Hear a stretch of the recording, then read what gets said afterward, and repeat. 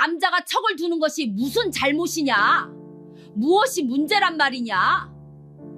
시어머니 조씨가 내뱉은 말이었습니다.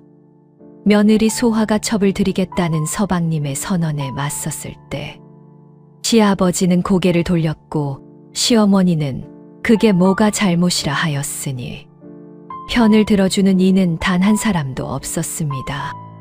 소화는 그 집안에서 완전히 혼자였지요. 허나 그들은 몰랐습니다. 기울어 가던 강씨 집안을 열해에 걸쳐 다시 일으켜 세운 것이 전부 그 며느리의 손에서 비롯된 것임을. 결국 소화는 아들의 손을 잡고 대문 밖으로 쫓겨났습니다. 눈물 한 방울 없었으니 오히려 그 눈빛이 더 서늘하였지요. 훗날 강씨 집안 사람들이 소화 앞에 무릎을 꿇었으니 과연 무슨 일이 있었던 걸까요? 야단몽화 이야기가 계속될 수 있도록 구독과 좋아요로 응원의 마음을 보태주세요. 소화가 처음 강씨 고택의 대문을 넘어들던 날은 이른 봄이었으니 땅은 아직 얼어 있었고 하늘만 간신히 풀려 있었습니다. 혼수라 해봐야 친정 윤씨 집에서 긁어모은 배틀 한 채와 어머니가 남긴 나무비녀 한 쌍이 전부였으나 소화는 그것을 부끄러워하지 않았습니다. 몰락한 집에서 몰락한 집으로 시집온 것이 세상 탓도 제 탓도 아님을 이미 알고 있었으니 말입니다. 시아버지 강덕삼은 마루에 앉아 인사를 받으며 짧게 고개를 끄덕였습니다. 점잖은 척은 하였으나 그 눈빛 안에는 기대하지 않는다는 말이 뚜렷이 담겨 있었지요. 시어머니 조씨는 더 노골적이었으니 첫날 저녁상을 드리자마자 입을 열었습니다. 뭐 이리 가져온 게 없어. 배틀 하나 들고 와서 어쩌자는 게야. 소화는 고개를 숙이고 조용히 답하였습니다. 부족한 게 많으나 일할 두 손은 가져왔습니다. 어머님. 봄이 지나고 여름이 왔습니다. 소화는 친정에서 가져온 배틀을 뒤채 꽝 한 켠에 들여놓았지요. 시어머니는 집안이 배틀집이냐고 코웃음을 쳤으나 말리지는 않았으니 그것으로 충분하였습니다. 친정에서 남긴 폐물을 팔아 무명 원사를 드렸고 날이 밝기 전부터 배를 짜기 시작하였습니다. 한철이 지나자 무명 12필이 차곡차곡 쌓였지요. 소화는 어느 날 저녁 남편 강만복을 조용히 불렀습니다. 이 무명을 장에 내다 파시고 그 돈으로 읍내 객주를 한번 만나보세요. 포목 거래를 작게라도 시작할 수 있을 겁니다. 강만복은 퉁명스럽게 받아쳤지요. 안 하기 무슨 장사 속이요. 허나 팔 것도 없었고 달리 방도도 없었으니 결국 그는 무명을 들고 장터로 나섰습니다. 마지못해 나선 발걸음이었으나 그것이 강씨 집안이 다시 일어서는 첫걸음이 될 줄은 그도 시부모도 알지 못하였지요. 3년이 지나자 부엌 쌀독이 채워졌습니다. 5년이 지나자 객주를 통한 포목 거래가 자리를 잡기 시작하였으니 강만복의 이름이 읍내에 조금씩 알려지기 시작한 것도 그 무렵이었지요. 7년이 지나자 고택 안채에 새 창호지가 발리고 마루의 기름이 돌기 시작하였습니다. 그 모든 것의 밑바닥에는 소화의 손이 있었으나 그 이름이 불린 적은 단 한 번도 없었지요. 시아버지 강덕삼이 아들에게 말하였습니다. 이제 이 집안이 사람 구실을 하는구나. 내 수완이 보통이 아닌 게야. 소화는 그 말을 뒤란에서 들었습니다. 가슴에 돌 하나를 얹는 것 같았으나 내색하지 않았지요. 공은 인정받으려고 시작한 일이 아니었습니다. 소화는 그것을 알고 있었으니 섭섭함보다 더 깊은 곳에 무언가를 차곡차곡 쌓아가고 있었지요. 무엇인지는 그 자신도 아직 이름 붙이지 않았으나 분명히 그곳에 있었습니다. 10년째 되던 해 가을이었습니다. 강돌이 어미 곁에 바짝 붙어 앉아 치부책을 펼쳤지요. 9살짜리 아이의 손이 또렷하게 숫자를 받아 적고 있었으니 소화는 그 손을 한번 바라보았습니다. 말은 없었으나 눈빛 안에 무언가가 지나갔지요. 강돌아, 이 숫자들이 무엇을 뜻하는지 아느냐? 들어온 것과 나간 것이지요, 어머니. 소화는 짧게 고개를 끄덕였습니다. 그래. 들어온 것과 나간 것. 세상 이치가 다 거기에 있느니라. 그 무렵부터였습니다. 강만복의 귀가가 조금씩 늦어지기 시작하였지요. 한 식경이 늦어지더니 이경이 되어서야 돌아오는 날이 생겼습니다. 의복에서 낯선 향이 배어 있었으니 분 냄새도 술 냄새도 아닌 기름지고 달착지근한 향이었습니다. 강돌이 조용히 물었습니다. 어머니, 아버지가 왜 저리 늦어요? 소화는 잠시 아들의 얼굴을 바라보았지요. 이내 담담하게 답하였습니다. 바깥일이 많은 모양이지. 소화는 그날 밤 치부책을 덮으며 속으로 헤아렸습니다. 무엇이 들어오고 있는지를, 그리고 무엇이 시작되려 하는지를. 아직 때가 아니었습니다. 허나 때는 반드시 온다는 것을 소화는 뼛속 깊이 알고 있었지요. 읍내 술자리가 잦아지기 시작한 것은 강씨 집안의 돈이 돌기 시작한 무렵부터였습니다. 강만복은 처음에는 거래처, 객주와의 자리라 하였고, 그 다음에는 고을 유지들과의 모임이라 하였지요. 소화는 묻지 않았습니다. 치부책의 숫자가 흔들리지 않는 한 바깥일은 바깥일이었으니 말입니다. 허나 숫자는 거짓말을 하지 않는 법이었습니다. 홍련을 처음 만난 것은 읍내 주막 술자리에서였습니다. 기생이라 하였으나 여느 기생과는 달랐지요. 눈치가 빠르고 말이 가벼우면서도 어딘가 계산이 깔려 있었으니 웃을 때와 웃지 않을 때의 얼굴이 전혀 다른 여인이었습니다. 강만복은 그것을 알아채지 못하였지요. 아니, 알아채고 싶지 않았던 것이었습니다. 나으리께서는 읍내에서 제일 가는 포목 상인이시라 들었습니다. 홍련이 술잔을 건네며 웃었지요. 강만복의 어깨가 으쓱하였습니다. 그날 이후 강만복의 귀가는 더 늦어졌습니다. 하루가 멀다 하고 읍내로 나갔으니 거래처 핑계를 댈 때도 있었고 아무 말 없이 나설 때도 있었지요. 돌아올 때면 의복에서 그 달착지근한 향이 더 짙게 배어 있었습니다. 시어머니 조 씨는 처음에는 못마땅해 하였습니다. 사내가 계집질에 빠지면 집안이 망하는 법이야. 정신 차려야지. 허나 그것도 잠시였으니 어느 날 홍련이 보낸 비단 한 필이 안채에 들어오면서부터 조 씨의 말투가 달라지기 시작하였지요. 비단이 들어오더니 그 다음에는 놀이개가, 그 다음에는 질 좋은 차와 병과가 들어왔습니다. 조 씨는 홍련의 이름을 처음에는 입에 올리지 않았으나 어느새 그 기생 아이가 눈치는 있더구나라고 하였고, 그 다음에는 사내가 한눈 파는 게 뭐 그리 대수냐고 하였지요. 소화는 그 말들을 들었습니다. 들으면서도 묻지 않았습니다. 따지지도 울지도 않았으니 다만 모든 것을 기억하였습니다. 강만복이 홍련에게 완전히 빠져든 것을 소화가 확신한 것은 어느 저녁이었지요. 늦게 돌아온 강만복의 눈빛이 달랐습니다. 술에 취한 것도 아니었고 피곤한 것도 아니었으니 무언가를 결심한 사람의 눈빛이었습니다. 소화는 그 눈빛을 보는 순간 알았지요. 오래 기다려온 것이 드디어 모습을 드러내려 한다는 것을. 강만복은 방 안으로 들어서며 말하였습니다. 할 말이 있소. 소화는 치부책에서 눈을 들지 않고 답하였습니다. 들을 준비는 되어 있습니다. 강만복이 홍련을 첩으로 들이겠다는 말을 꺼낸 것은 그 자리에서였으니 소화는 치부책을 덮었습니다.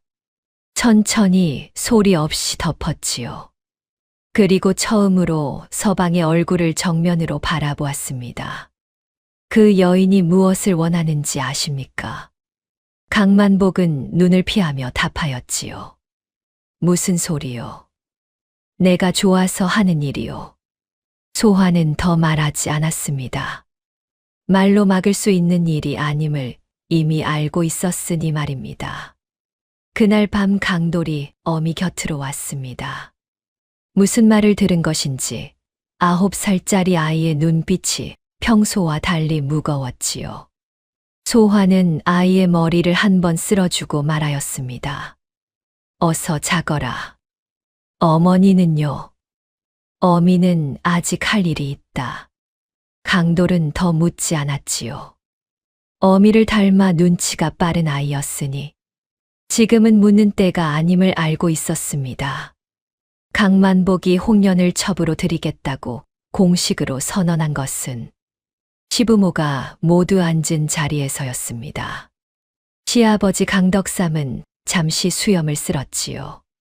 점잖은 척뜸을 들이는 것이었으나 반대할 마음은 처음부터 없었습니다. 이내 짧게 입을 열었습니다. 사내가 첩 하나 두는 게 무슨 허물이냐. 집안 단속만 잘하면 그만이지. 시어머니 조씨는 아예 반기는 기색이었으니 홍련이 보내온 비단과 병과가 이미 그 마음을 넘어간 지 오래였지요. 소화는 그 자리에서 입을 열었습니다. 아니 됩니다. 방 안이 잠시 조용해졌습니다. 소화가 그 자리에서 반대의 말을 꺼낸 것이 모두에게 뜻밖이었던 모양이었지요. 강만복은 눈살을 찌푸렸고 시어머니는 혀를 찼습니다. 강덕삼이 낮고 단호하게 말하였습니다. 며느리가 서방일에 감놔라 배놔라 하는 법이 어디 있느냐. 아버님, 저는 이 집안을 위해 드리는 말씀입니다. 그 여인이 순수한 마음으로 들어오는 것이 아니옵니다. 강만복이 언성을 높였지요. 무슨 근거로 그런 말을 하는 거요? 당신이 홍련을 만나기나 했소. 소화는 흔들리지 않았습니다. 눈으로 보지 않아도 알 수 있는 것이 있습니다. 허나 그 자리에서 소화의 말에 귀를 기울이는 이는 아무도 없었지요. 강덕삼은 남자일에 참견 말라고 쐐기를 박았고 조 씨는 며느리가 시집살이를 너무 편하게 했나 보다고 비꼬았습니다. 강만복은 이미 결심이 선 얼굴이었으니 이 자리는 의논이 아니라 통보였던 것이지요. 소화는 더 말하지 않았습니다. 말이 닿지 않는 곳에 말을 쏟아붓는 것은 힘의 낭비였으니 말입니다. 홍련이 강씨 고택에 들어온 것은 그로부터 열흘 뒤였습니다. 화려한 분홍 저고리에 진홍치마. 은장식이 햇빛에 반짝였으니 보는 이의 눈이 절로 쏠렸지요. 첩의 신분으로 본 첩보다 화려하게 차려입는 것은 법도에 어긋나는 일이었습니다. 허나 홍련은 처음부터 법도 따위는 안중에도 없었던 것이었으니 그 화려한 차림새 자체가 이미 선전포고나 다름없었지요. 홍련은 시부모에게 공손히 절을 올렸고 웃음을 잃지 않았으며 말 한마디 한마디가 부드럽고 조심스러웠습니다. 시어머니 조씨가 흡족한 표정으로 말하였습니다. 예절은 바를 줄 아는구나. 홍련은 고개를 숙이며 답하였지요. 어머님께 잘 배우겠습니다. 첩의 신분으로 시어머니를 어머님이라 부르는 것은 법도에 맞지 않는 일이었습니다.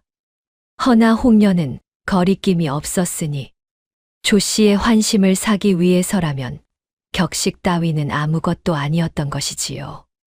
조 씨 역시 그 호칭이 싫지 않은 눈치였으니 비단과 병과에 이미 마음이 넘어간 터였습니다. 소화는 그 장면을 먼 발치에서 바라보았습니다. 홍련의 눈이 잠깐 소화 쪽을 향했지요. 웃음은 그대로였으나 그 안에 있는 것은 웃음이 아니었습니다.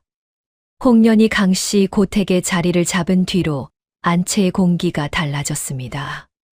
겉으로는 공손하였으나 속은 달랐지요. 소화가 오랫동안 써온 부엌살림 자리를 하나씩 차지하기 시작하였고, 하인들에게 은근히 소화를 낮추는 말을 흘렸습니다. 대놓고 하는 것이 아니었으니 듣는 이가 알아채기 어려운 방식이었지요. 어느 날 홍련이 소화 곁을 지나치며 말하였습니다. 마님께서는 배 짜는 솜씨가 대단하시다지요. 저는 그런 재주가 없어서 부럽습니다. 웃음 띤 얼굴이었습니다. 허나 그 말 안에는 당신은 배나 짜는 사람이라는 뜻이 실려 있었지요. 소화는 담담하게 받아쳤습니다. 재주는 배우면 되는 것이지요. 강돌은 말없이 지켜보았습니다. 9살짜리 아이의 눈에도 홍련이 무엇을 하는지는 보였지요.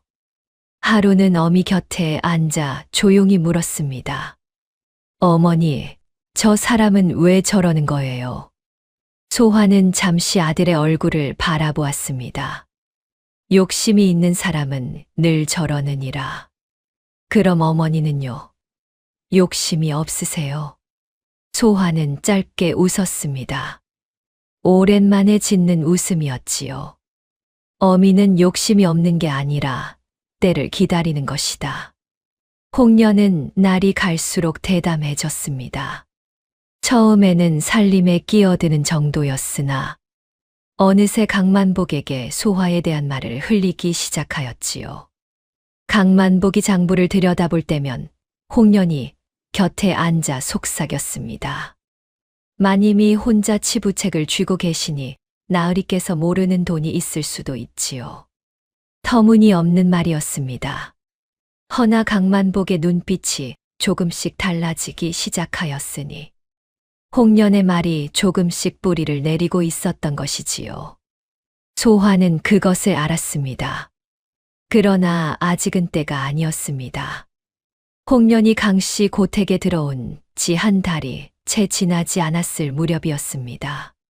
안채 깊숙한 곳에서 홍련의 울음소리가 들렸지요. 크게 우는 것이 아니었으니 오히려 그것이 더 교묘하였습니다. 들릴 듯 말 듯 흐느끼는 소리였으니 듣는 이의 마음을 더 흔드는 방식이었지요. 강만복이 달려들어 무슨 일이냐 물었습니다.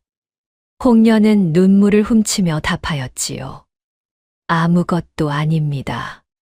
저는 괜찮습니다. 강만복이 다그치자 홍련은 한참을 망설이는 척하다 입을 열었으니 마님께서 저를 해치려 하셨습니다. 터무니없는 고변이었습니다. 소화는 그날 하루 종일 뒤채에서 배를 짜고 있었으니 홍련 근처에 얼씬도 하지 않았지요. 허나 강만복은 홍련의 말만 믿었습니다. 아니, 믿고 싶었던 것이었으니 소화를 내칠 구실이 필요하였던 것이지요. 강만복이 소화를 불렀습니다.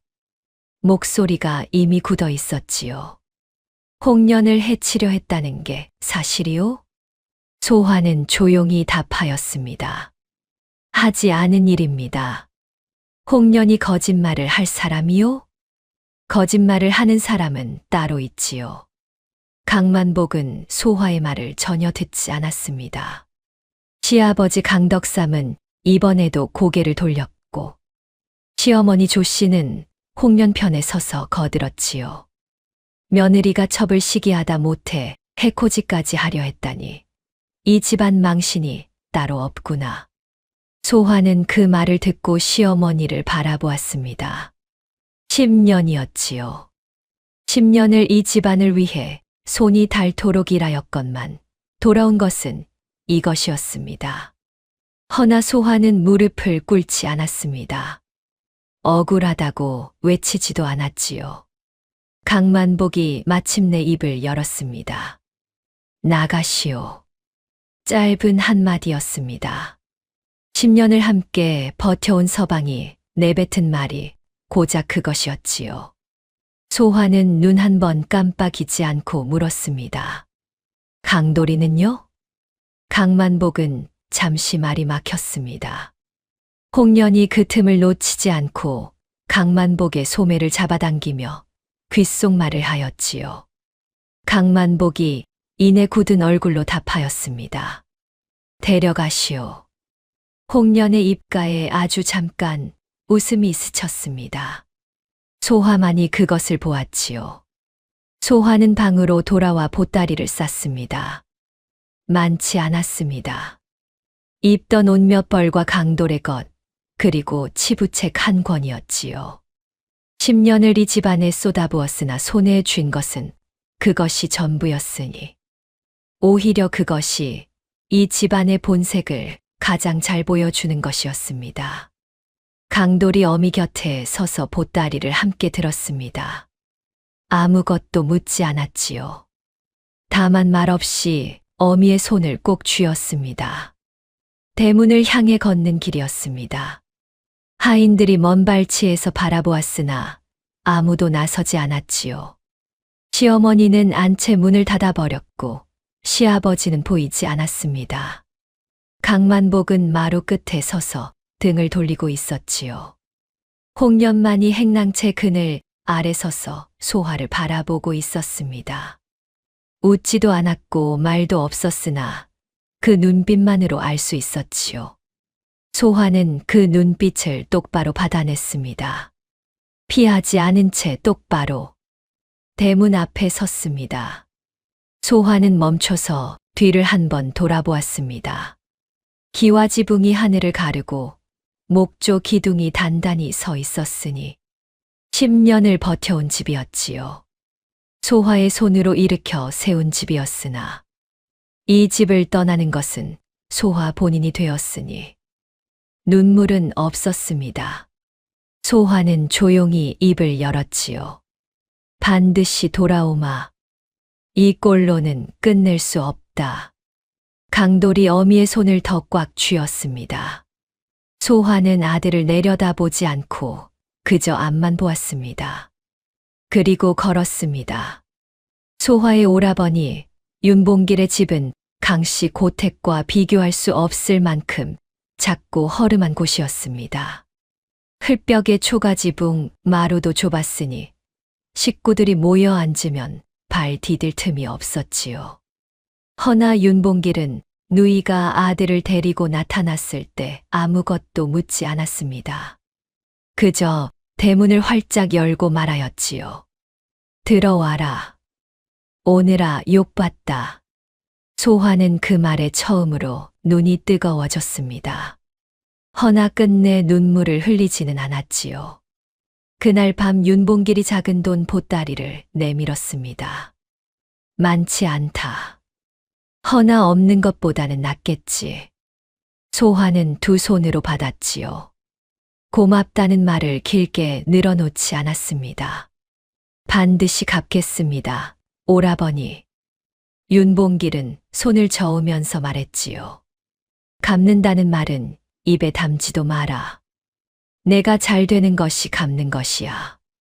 소화는 그 말을 가슴에 새겼습니다. 그날 밤 강돌이 잠든 뒤 소화는 홀로 앉아 돈 보따리를 풀었지요. 얼마인지 세어보고 무엇을 할 수 있는지 헤아렸습니다.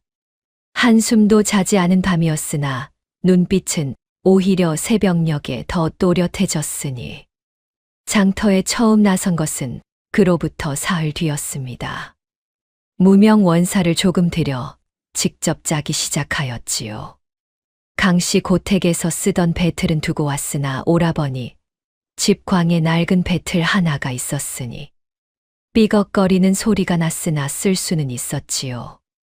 장터에 내다 팔 무명이 쌓이는 동안 소화는 장터의 물정을 다시 살폈습니다.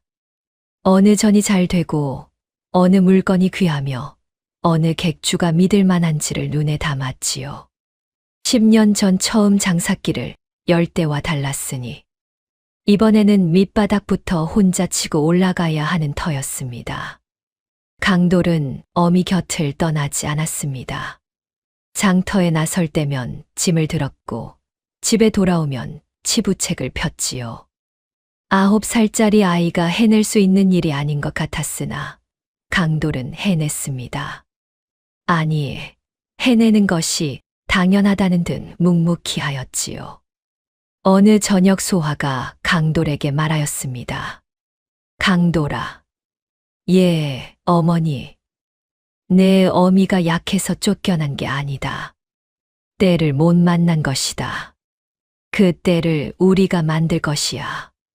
강돌은 치부책에서 눈을 들어 어미를 바라보았습니다. 한참을 바라보다 고개를 끄덕였지요. 알겠습니다, 어머니. 말이 짧았으나 그 안에 담긴 것은 짧지 않았습니다.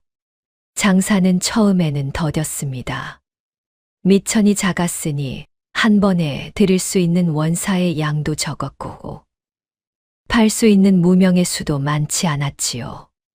허나 소화의 무명은 품질이 달랐습니다. 오리 고르고 빛깔이 깨끗하였으니 한 번 사간 이는 반드시 다시 찾아왔지요. 장터 한켠에서 소화를 눈여겨보는 이가 있었으니 조참봉이었습니다. 둥글고 후한 인상에 눈가에 웃음 주름이 깊은 사람이었지요. 포목 도매로 읍내에서 제법 이름이 알려진 상인이었으니 사람 보는 눈이 예사롭지 않았습니다. 조참봉이 소화의 전으로 걸어온 것은 장이 파할 무렵이었습니다. 무명한 피를 들어 살펴보더니 고개를 끄덕였지요. 오리 곱구려. 어디서 배운 솜씨요? 손으로 익힌 것입니다. 조참봉이 소화를 한 번 더 바라보았습니다. 전에 강씨 포목전 마님 아니시오? 소화는 표정 하나 바꾸지 않고 답하였지요. 지금은 그냥 장터 장사치입니다. 조참봉은 잠시 웃었습니다. 그 웃음 안에 무언가를 알아보았다는 기색이 담겨 있었지요. 그날 저녁 소화는 오라버니 집마당에 홀로 서서 하늘을 올려다보았습니다. 멀리 읍내 쪽 하늘이 붉게 물들어 있었지요. 강씨 고택이 있는 방향이었습니다. 소화는 오래 바라보다 이내 눈을 거두었으니 아직 갈 길이 멀었습니다. 허나 첫 발은 내디뎠으니 그것으로 오늘은 충분하였지요. 홍련이 강씨 고택을 완전히 장악하는 데는 그리 오랜 시간이 걸리지 않았습니다. 소화가 나간 자리를 홍련은 빠르게 채웠지요. 안채 살림을 손에 쥐었고 하인들을 제 사람으로 만들었으며 강만복의 귀에 들어가는 말을 자신이 걸러내기 시작하였습니다. 겉으로는 살뜰하고 공손한 척하였으나 강씨 고택 안에서 홍련의 말이 곧법이 되어가고 있었지요. 시어머니 조씨는 처음에는 그것이 좋았습니다. 며느리보다 말이 잘 통한다 싶었으니 말입니다. 허나 그것도 잠시였지요. 홍련의 씀씀이는 강씨 고택에 들어온 날부터 남달랐습니다. 처음에는 비단 한 필, 노리개 한 쌍 정도였지요. 허나 날이 갈수록 연회가 잦아졌고 읍내 유지들을 불러 상을 차리는 일이 잦아졌습니다. 강만복은 홍련이 원하는 것을 거절하지 못하였으니 돈이 나가는 속도가 들어오는 속도를 앞지르기 시작하였지요. 강만복의 포목 거래처 객주가 어느 날 조심스럽게 말을 꺼냈습니다. 나으리, 이번 달 치르셔야 할 값이 아직 남아 있습니다만. 강만복은 손을 저었지요. 곧 될 것이오. 걱정 마시오. 허나 그 말이 점점 자주 반복되기 시작하였으니 객주들의 표정이 하나둘 달라지기 시작하였습니다. 홍련이 포목 거래에 끼어들기 시작한 것은 그 무렵이었습니다.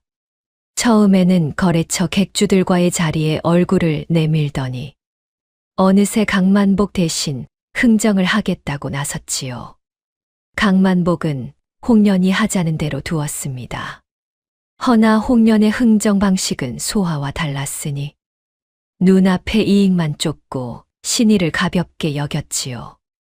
거래처가 하나둘 돌아서기 시작하였습니다. 소화와 10년을 거래하며 쌓은 신뢰가 홍련의 손에서 불과 몇 달 만에 허물어지고 있었지요. 오래 거래해온 객주 하나가 자리를 파하며 혼잣말처럼 중얼거렸습니다. 예전 마님이 계실 때가 좋았지. 시어머니 조 씨가 홍련의 본색을 눈치채기 시작한 것도 그 무렵이었습니다. 살림 곳간이 줄어드는 것이 느껴졌고 하인들이 조 씨의 말보다 홍련의 말을 먼저 따르는 것이 보였지요. 어느 날 조 씨가 홍련에게 조심스럽게 말을 꺼냈습니다. 요즘 씀씀이가 너무 해픈 것 아니냐. 곳간을 좀 아껴야지. 홍련은 웃으며 답하였지요. 어머님, 걱정 마십시오. 서방님이 다 알아서 하실 겁니다. 공손한 말투였으나 그 안에는 어머님은 이제 상관하지 마십시오라는 뜻이 실려 있었습니다. 조 씨는 그제야 깨달았지요.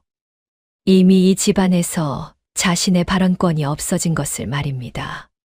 한편 소화의 무명 장사는 조금씩 뿌리를 내리고 있었으니 강씨 포목전에서 돌아선 거래처들이 하나둘 소화 쪽으로 옮겨오기 시작하였지요. 이유는 단순하였습니다. 소화의 물건이 믿을 만하였고 한 번 한 약속을 어긴 적이 없었으니 말입니다. 조참봉이 다시 소화를 찾아온 것도 그 무렵이었습니다. 함께 전을 내보는 것이 어떻겠소? 나는 미천을 대고 당신은 수완을 내는 것이요. 소화는 잠시 조참봉을 바라보았습니다. 사람을 가늠하는 눈빛이었지요. 이내 입을 열었습니다. 조건을 들어보겠습니다. 강돌이 그 자리에 배석하였습니다. 치부책을 무릎에 올려놓고 조참봉이 내미는 조건들을 하나하나 받아 적었지요. 9살짜리 아이가 자리에 앉아 붓을 드는 것을 조참봉이 신기한 듯 바라보았습니다. 이 아이가 장부를 맡는 것이요? 소화가 담담하게 답하였지요. 제 아들입니다. 셈이 밝으니 걱정 마십시오. 조참봉은 잠시 강도를 바라보다 너털웃음을 터뜨렸습니다. 어미를 닮았구려. 그날 밤 소화는 강돌이 잠든 뒤 홀로 앉아 조참봉과 나눈 말들을 다시 짚었습니다. 믿을 만한 사람인지, 조건은 공정한지, 앞으로 어디까지 함께 갈 수 있는지를 하나하나 헤아렸지요. 섣불리 움직이지 않는 것이 소화의 방식이었으니 기회가 왔다고 해서 덥석 잡는 법이 없었습니다. 허나 이번은 달랐지요. 때가 오고 있었습니다.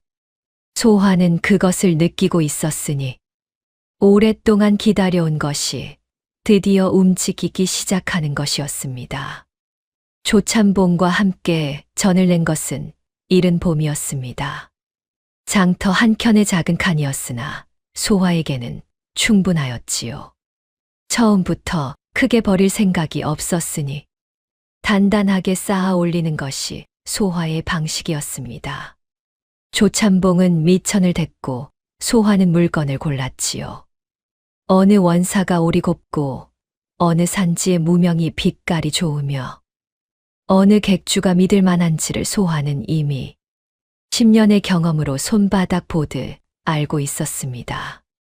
거래처가 옮겨오기 시작한 것은 전을 낸 지 2달이 채 지나지 않았을 무렵이었습니다.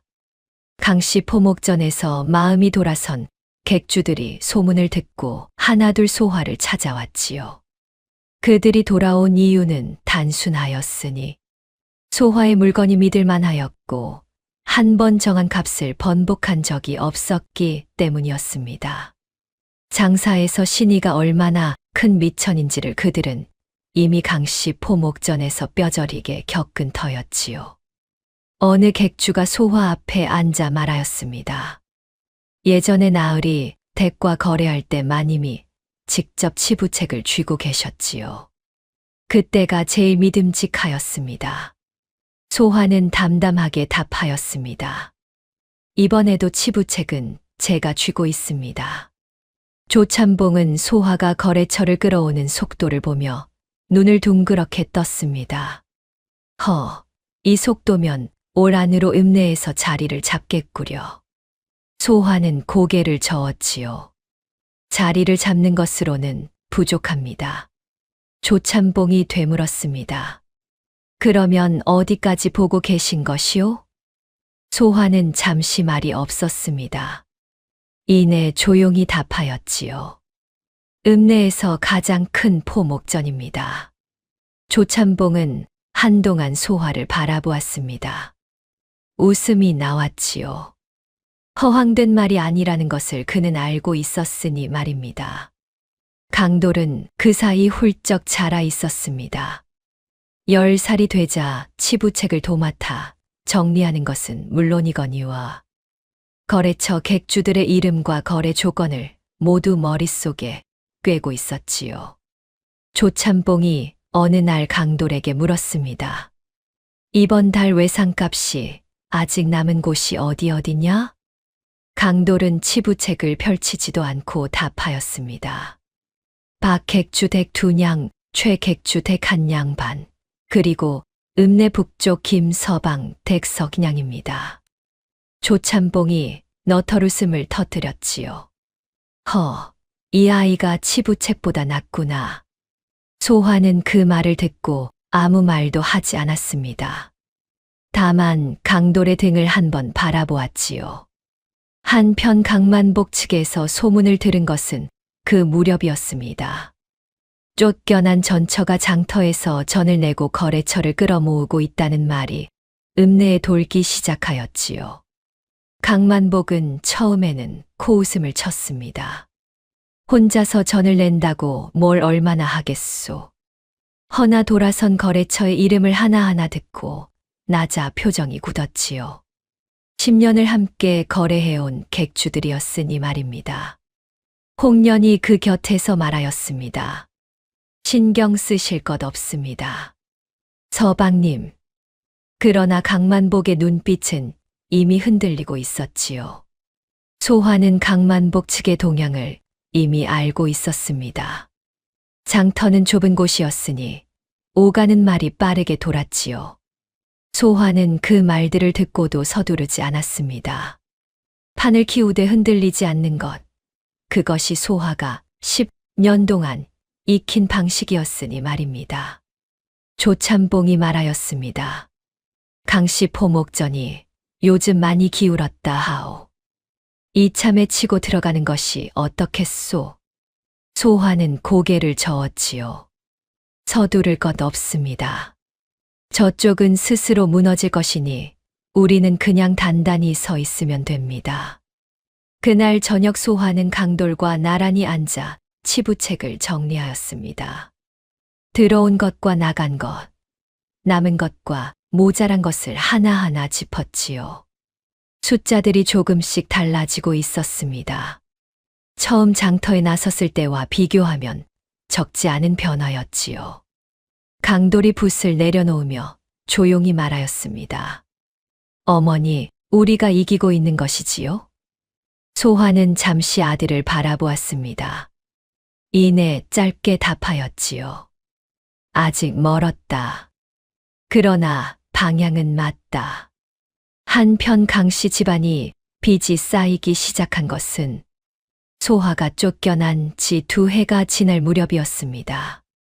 홍련의 씀씀이는 줄어들 기미가 없었고 거래처는 하나둘 돌아섰으니 들어오는 것보다 나가는 것이 많아지는 것은 시간 문제였지요. 강만복은 그것을 알면서도 홍련의 요구를 끊지 못하였습니다. 홍련이 원하는 것을 들어주지 않으면 얼굴이 차갑게 굳어버렸으니 그 냉랭한 눈빛이 두려웠던 것이었지요. 빚쟁이가 처음 강씨 고택을 찾아온 것은 어느 가을 아침이었습니다. 강만복은 처음에는 둘러댔습니다. 곧 값을 치를 것이오. 조금만 기다려 주시오. 허나 기다려주는 재주는 없었지요. 한 곳에서 독촉이 시작되자 다른 곳에서도 연달아 사람이 찾아왔습니다. 강씨 고택 대문 앞이 어수선해지기 시작하였으니 이웃 사람들의 눈길이 쏠리기 시작하였지요. 아버지 강덕삼은 아들을 불러 낮은 목소리로 물었습니다. 도대체 얼마나 된 것이냐? 강만복은 대답을 못하였지요. 숫자를 입에 올리는 순간 현실이 되어버릴 것 같았으니 말입니다. 그 무렵 홍련에 관한 소문이 돌기 시작하였습니다. 장터에서 주막에서 읍내 곳곳에서 흘러나오는 말이었지요. 홍련이 강만복 몰래 다른 사내와 내통하고 있다는 것이었습니다. 처음에는 강만복도 믿지 않았지요. 터무니없는 말이라 여겼으니 홍련을 의심하는 것 자체가 싫었던 것이었습니다. 허나 어느 날 밤 강만복이 일찍 돌아왔을 때였습니다. 홍련의 방에서 낯선 사내의 목소리가 들렸지요. 강만복은 그 자리에서 굳어버렸습니다.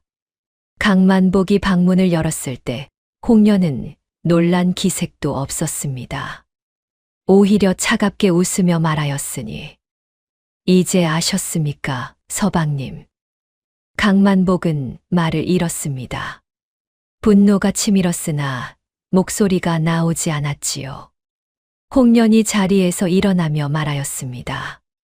재산도 바닥났고 더 있을 것도 없으니 저는 이만 가겠습니다.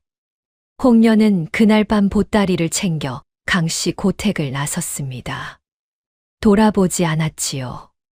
처음부터 이 집안이 목적이 아니라 이 집안의 재산이 목적이었으니 재산이 바닥을 드러낸 이상 머물 이유가 없었던 것이었습니다. 홍련이 사라진 뒤 강씨 고택에 남은 것은 빚뿐이었습니다. 채주들이 몰려들었고 관가에서도 사람이 나왔지요. 포목 가게가 빚 대신 넘어갔고 고택 안채의 세간이 하나둘 사라지기 시작하였습니다. 그 크던 강씨 고택이 텅 비어가는 데는 오랜 시간이 걸리지 않았으니 홍련이 들어오기 전 소화가 10년에 걸쳐 쌓아올린 것들이 불과 2해 만에 허물어진 것이었지요. 시어머니 조씨가 안채 마루에 주저앉아 통곡하였습니다. 이게 무슨 꼴이냐? 이게 무슨 꼴이야? 강만복은 며칠을 방 안에서 나오지 않았습니다. 먹지도 않았고 말도 없었지요. 그 사이 머릿속을 맴도는 얼굴이 있었으니 소화였습니다. 차갑고 서늘한 눈빛으로 말하던 소화의 목소리가 귓가에 맴돌았지요. 그 여인이 무엇을 원하는지 아십니까? 그때 자신이 무엇을 했는지를 강만복은 이제야 알았습니다. 허나 아는 것과 돌이킬 수 있는 것은 전혀 다른 일이었으니 읍내에서는 이미 소문이 파다하였습니다. 강씨 포목전이 망하였다는 것, 기생 출신 첩에게 재산을 탕진하였다는 것, 그리고 쫓겨난 전처가 지금 읍내에서 가장 잘 나가는 포목 장사를 하고 있다는 것이었지요. 조참봉이 소화에게 그 소문을 전하였습니다. 소화는 듣고도 아무 말이 없었습니다. 기쁜 기색도 안타까운 기색도 없었지요. 다만 치부책을 한 장 넘기며 말하였습니다. 다음 달 원사는 얼마나 드릴까요? 강만복이 소화를 찾아온 것은 낙엽이 지는 늦가을이었습니다. 행색이 말이 아니었지요. 감색 도포는 빛이 발에 있었고 살이 올랐던 얼굴은 홀쭉하게 꺼져 있었으니 불과 몇 해 전 읍내를 활보하던 포목상인의 모습은 어디에도 없었습니다. 그는 조참봉과 소화가 함께 낸 포목전 앞에 한참을 서 있었지요. 들어올 용기가 나지 않는 듯하였으나 결국 문을 밀고 들어섰습니다. 소화는 치부책을 들여다보고 있었습니다. 강만복이 들어서는 것을 보았으나 치부책에서 눈을 들지 않았지요. 강만복은 한동안 말을 꺼내지 못하였습니다. 포목전 안을 둘러보았지요. 정갈하게 쌓인 무명필들, 반듯하게 정리된 치부책들, 드나드는 객주들의 발걸음이 끊이지 않는 것을 보았습니다. 소화가 이 자리에 오기까지 얼마나 많은 것을 버텨왔는지를 그제야 조금은 알 것 같았지요. 강만복이 입을 열었습니다. 잠깐 시간을 내어줄 수 있겠소. 소화는 그제야 치부책에서 눈을 들었습니다. 차갑지도 뜨겁지도 않은 눈으로 강만복을 바라보았지요. 강돌아, 잠깐 밖에 나가 있거라. 강돌이 밖으로 나가면서 아버지를 한번 바라보았습니다. 그 눈빛이 복잡하였지요. 미움도 있었고 낯선도 있었으며 그 깊은 곳에 아직 끊어내지 못한 무언가가 남아 있었으니 11살짜리 아이가 감당하기에는 너무 무거운 감정들이었습니다. 강돌은 아무 말 없이 문을 나섰지요. 포목전 안이 조용해졌습니다. 강만복은 소화 앞에 천천히 무릎을 꿇었지요. 처음에는 말이 나오지 않았습니다. 입을 열었다 닫기를 몇 번 반복하더니 이내 목소리를 쥐어짰습니다. 잘못하였소. 내가 크게 잘못하였소. 더 이어지지 않았습니다. 그 말이 전부였지요. 10년을 함께 버텨온 아내를 내쫓고 거짓 고변을 고지들으며 한마디 변명도 들어주지 않았던 서방이 할 수 있는 말이 고작 그것이었으니 오히려 그것이 더 처연하였습니다. 소화는 일어서지 않았습니다. 자리에 앉은 채 강만복을 내려다보았지요. 소화는 한동안 말이 없었습니다. 강만복의 굽힌 등을 바라보았지요. 한때 그 등을 믿었던 때가 있었습니다. 함께 버텨내던 시절 가난하였으나 앞을 보고 걸었던 날들이 있었지요. 허나 그 시절은 이미 지나간 것이었으니 지나간 것은 돌아오지 않는 법이었습니다. 소화가 입을 열었습니다. 당신이 나를 내쫓던 날, 나는 그날로 당신의 아내가 아니었소. 이제 와 무릎은 왜 꿇으시오. 강만복은 고개를 들지 못하였습니다. 소화는 계속하였지요. 용서를 바라고 오셨다면 그 짐은 당신이 지고 사십시오. 내가 져줄 수 있는 것이 아니오. 강만복은 한참을 그 자리에 있었습니다. 울지는 않았지요. 울 자격이 없다는 것을 알고 있었던 것이었습니다. 이내 천천히 일어섰으나 소화를 바로 보지 못하였지요. 돌아서며 낮게 말하였습니다. 강돌이는 잘 있소. 소화는 짧게 답하였습니다. 잘 크고 있습니다. 강만복은 그 말을 등으로 받으며 문을 나섰지요. 소화는 그 뒷모습을 바라보았습니다. 쫓아내지도 붙잡지도 않았으니 다만 바라보았지요. 문 밖에서 강돌이 아버지와 마주쳤습니다. 둘은 한동안 말없이 서로를 바라보았지요. 강만복이 먼저 눈을 내리깔았습니다. 아들 앞에서도 고개를 들지 못하였으니 그것이 이 사내가 할 수 있는 유일한 사죄였지요. 강돌은 아버지를 끝까지 외면하지 않았습니다. 다만 조용히 말하였지요. 안녕히 가십시오. 그것이 전부였습니다. 강만복은 아무 말 없이 돌아섰고 강돌은 그 뒷모습이 골목 끝에서 사라질 때까지 바라보았지요. 이내 돌아서서 포목전 안으로 들어섰습니다. 소화는 이미 치부책을 다시 펼쳐 들고 있었지요. 봄볕이 한창인 어느 날이었습니다. 포목전 앞에 낯익은 얼굴들이 나타났지요. 강만복이 다시 찾아온 것이었으니. 그런데 이번에는 혼자가 아니었습니다. 시아버지 강덕삼과 시어머니 조씨가 양옆에 서 있었습니다. 셋 다 행색이 말이 아니었지요. 빛바랜 도포의 금비녀도 사라진 조 씨의 머리가 낯설게 느껴졌으니 한때 강 씨 고택의 안주인이었던 모습은 어디에도 없었습니다. 셋은 포목전 안으로 들어서며 소화 앞에 차례로 무릎을 꿇었습니다. 시아버지 강덕삼이 먼저 입을 열었습니다. 내가 잘못하였다. 며느리가 이 집안을 위해 한 것을 알면서도 모른 척하였으니 그 죄가 작지 않다. 조 씨도 고개를 숙였지요. 나도 잘못하였다. 홍련에게 넘어가 내 편을 들어주지 않았으니 강만복은 말도 없이 이 말을 받아게 됐습니다. 소화는 그 셋을 내려다보았습니다. 차갑지도 뜨겁지도 않은 눈이었지요.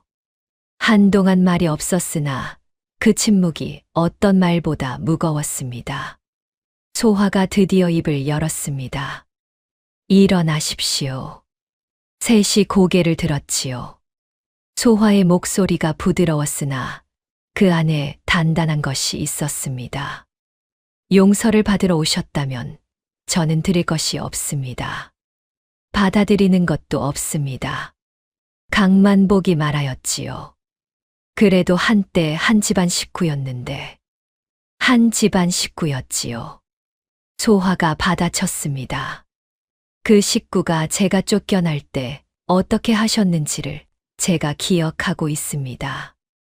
아버님은 고개를 돌리셨고 어머님은 홍련 편을 드셨으며 서방님은 기생의 눈이 멀어 저를 나가라 하셨지요. 그때 한 집안 식구라는 말은 어디 계셨습니까? 조 씨가 갑자기 목소리를 높였습니다. 한때 내 며느리였는데 이러는 건 너무한 것 아니냐. 우리가 이렇게 무릎까지 꿇었는데. 포목전 안이 잠시 조용해졌지요. 소화는 흔들리지 않았습니다. 조 씨를 바라보며 천천히 말하였으니 어머님 한때 며느리였다 하셨습니까? 그렇다. 그 며느리가 시집 온 날부터 10년을 이 집안을 위해 일하였습니다. 친정 패물을 팔아 원사를 드리고 날이 밝기 전부터 배를 짰으며 서방님께 장사길을 열어드렸지요. 그 10년 동안 어머님께서 그 며느리에게 해주신 것이 무엇입니까? 조 씨는 입을 열었으나 말이 나오지 않았습니다. 소화는 계속하였지요. 집안이 기울면 며느리 탓이라 하셨고 집안이 일어서면 아들 수완이라 하셨습니다. 첩이 들어와 며느리를 모함하였을 때 침묵하셨고 쫓겨나는 날 대문 하나 열어주지 않으셨지요. 그것이 어머님이 그 며느리에게 하신 일입니다. 이제와 며느리라는 이름을 꺼내시는 것이 맞습니까? 조 씨는 입을 다물었습니다. 할 말이 없었지요. 눈가가 붉어졌으나 소화는 거기서 멈추지 않았습니다. 무릎을 꿇으셨으니 그것으로 충분합니다. 허나 그 무릎이 저를 돌아오게 할 수는 없습니다.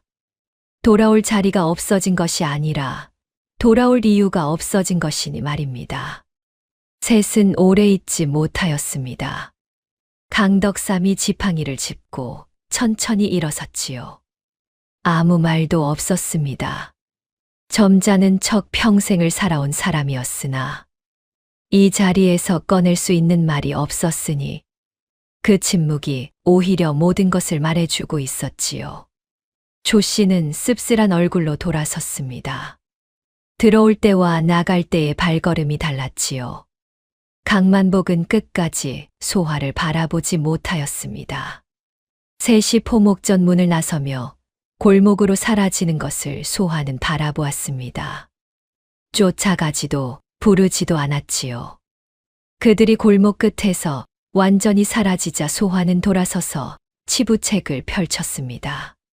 한편 기생홍련의 소식이 들려온 것은 그 이듬해 여름이었습니다. 강씨 고택을 나선 뒤 홍련은 다른 고을로 자리를 옮겼지요. 하던 대로였습니다. 눈치 빠른 눈으로 재산 있는 사내를 골라 파고드는 방식이었으니 처음 몇 달은 잘 되는 듯하였습니다. 허나 이번에 홍련이 고른 상대는 잘못 고른 것이었지요. 관아의 연줄이 깊은 댁이었으니 그 집 사정을 캐내고 재산을 빼돌리려 한 것이 발각되었습니다. 관아에서 사람이 나왔고 홍련은 끌려갔지요. 읍내에 그 소문이 돌았을 때 조참봉이 소화에게 말하였습니다. 강씨 집안을 흔들어 놨다던 그 홍련이라는 기생이 이번에 관아에 잡혀갔다 하오. 소식 들으셨소? 소화는 치부책에서 눈을 들지 않고 답하였지요. 들었습니다. 어떻게 생각하시오? 제가 생각할 일이 아닙니다. 그것이 전부였습니다.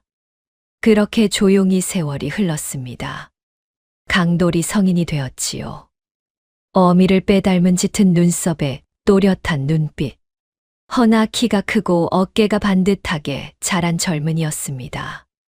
치부책을 손에서 놓은 날이 없었고 거래처 객주들 사이에서 이미 신뢰가 두터웠으니 소화가 닦아놓은 길을 강돌이 더 넓게 펼쳐가고 있었지요. 소화와 강돌은 한양으로 올라왔습니다. 읍내 포목전을 조참봉에게 맡기고 더 큰 판을 벌이기로 한 것이었지요. 한양 시전에 자리를 잡는 데는 오랜 시간이 걸리지 않았으니 소화의 수완과 강돌의 장부 솜씨가 맞물리자 거래처가 빠르게 늘어났습니다. 어느 저녁 한양거처의 마루에 나란히 앉았습니다. 강돌이 치부책을 덮으며 말하였지요. 어머니, 이번 달 거래가 지난달보다 2배가 넘었습니다. 소화는 먼 곳을 바라보다 짧게 답하였습니다. 그래. 강돌이 어머니를 바라보았지요. 기쁘지 않으세요? 소화는 잠시 말이 없었습니다. 이내 입가에 아주 작은 웃음이 스쳤지요. 기쁘다. 짧은 한마디였으나 강돌은 그것으로 충분하였습니다. 어머니가 저런 얼굴을 하는 것을 자주 보지 못하였으니 그 짧은 웃음이 무엇보다 값진 것이었지요. 소화는 다시 먼 곳을 바라보았습니다. 읍내 장터에서 무명 몇 피를 펼쳐놓던 날이 떠올랐지요. 아들의 손을 잡고 대문을 나서던 날이 떠올랐습니다. 반드시 돌아오마 하였지요. 허나 돌아올 필요가 없어졌습니다. 돌아올 자리도 없어졌고요. 그보다 훨씬 멀리 왔으니 말입니다. 이 이야기는 여기서 마칩니다. 이야기는 재밌으셨나요? 구독과 좋아요는 채널 운영에 많은 도움이 됩니다. 지금 이 순간 어디서 이야기를 듣고 계신지 댓글로 남겨주세요. 그 공간의 작은 기적 같은 하루가 일어날 수 있도록 함께 바라겠습니다.